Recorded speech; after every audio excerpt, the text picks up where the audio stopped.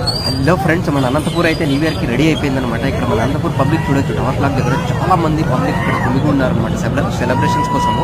ఇక్కడ మన వీడియోలో చూస్తే ఇక్కడ చూడండి, ఆ టవర్ క్లాక్ అయితే ఆ లైటింగ్ కావచ్చు, ఆ స్క్రీన్ డిస్ప్లే కావచ్చు, సూపర్ డూపర్గా ఉందనమాట. ఇంకా క్రౌడ్ అయితే పిచ్చగా ఉన్నారనమాట.